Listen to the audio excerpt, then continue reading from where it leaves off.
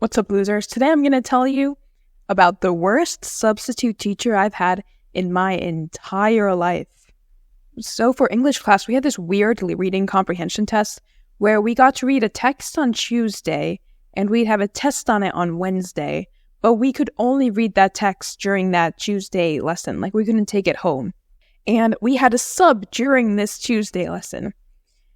Here's what happened. So we all walk into class and we're really stressed out, and we just want to begin reading as fast as possible so we can get through this text. It was about Greek philosophers or something like that.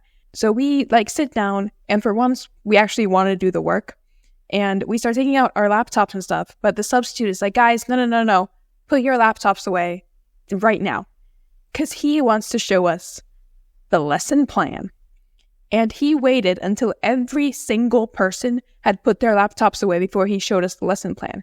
Then he started fumbling with the electric cords because apparently he didn't know how to turn the smart board on, but he really needed to show us this important lesson plan. And by the way, this wasted 5 minutes of our time, him just messing around with the electric cords to show us the lesson plan. But when he finally gets it on the screen, it's an email from our teacher that has 2 lines. The students are taking a test. They know what to do. They know what to do.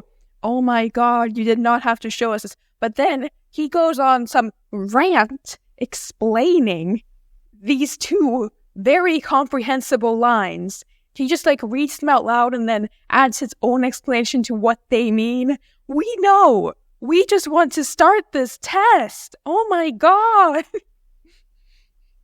But then, after he finished rambling about these 2 lines, he finally lets us begin, right? We take out our computers and we log in and we start reading. Everything is good. He wasted 10 minutes of our time. By the way, this was a 45-minute lesson. So we had 35 minutes left. And the text was 10 pages. And it's quiet for a moment, right? And I thought that's how this entire lesson would go, right? Us just reading this text and memorizing this text. But then he stands up and he's like, guys, I noticed that you're reading about Greek philosophers. So I'm going to lecture to you about Greek philosophers while you're supposed to be reading this assignment. But he was like, oh, I know you're supposed to be reading, so you don't have to pay attention to what I'm saying, okay? Just continue reading. And obviously, no one's going to pay attention to what you're saying because we have to memorize this. But what he began doing made it impossible for us to not pay attention to him, because he didn't lecture us about ancient Greek philosophers. He read out loud a Wikipedia article pretending that he knew all this stuff from the top of his head, but it was really obvious that he was just reading out loud the Wikipedia article. How can we pay attention when you're reading out loud a Wikipedia article from the top of your lungs? It's fine. Eventually he shuts up, right? And by the way, this went on for 20 minutes. We have no time to read, but he's quiet. And for a moment, I think, okay, I'm just going to really quickly skim through this text so I understand what is going on. Because it's 10 pages, and I'm still on line 3 because I've been distracted by this guy reading out loud a Wikipedia article. But I start reading, I continue reading, everything is fine. And then he gets up and he draws a right triangle on the board and starts explaining to us the Pythagorean theorem. Yeah, I guess it's loosely related, but this isn't math class. Stop teaching us the Pythagorean theorem. And then he wants someone to demonstrate it. He makes random numbers on some of the sides and we have to figure out the hypotenuse or whatever. And he calls on this random guy. And this guy is clearly done with the substitute, because he just starts arguing and they go back and forth where he's like, I'm trying to read. I don't have the time to listen to you explain the Pythagorean theorem. While he's like, no, you have to pay attention to me. I'm the teacher. But eventually they quiet down and it's quiet again. I look at the clock. I have 10 minutes left to read. 10 pages, 10 A4 pages, size 12 font. I can't do that.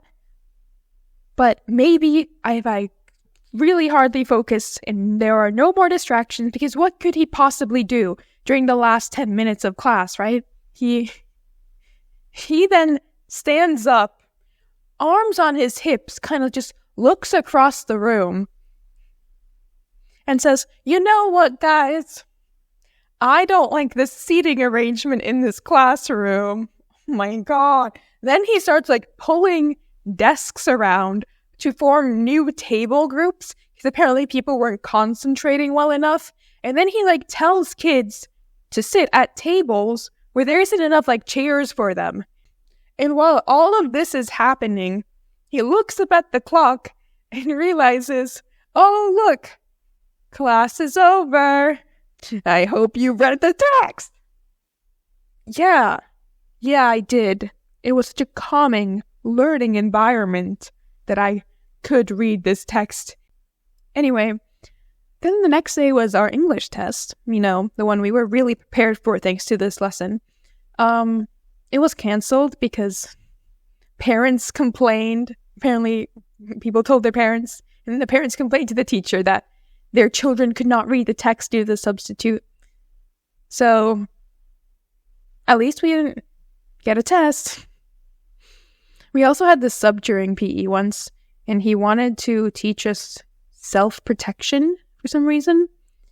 And he was like, okay, if someone's about to steal your purse, make an X with your hands and say no. Oh, wow. I didn't know that. I didn't know robbers were that polite. If you just say no, do an X with your arms. It'll be okay. I do miss him, honestly. He was iconic. I wished he was my sub still, but he's not. It's a shame. If you're out there, substitute, I admire you. I hope to be you one day. That's it. Like and subscribe, please. Please, I want a million subscribers. Okay, bye.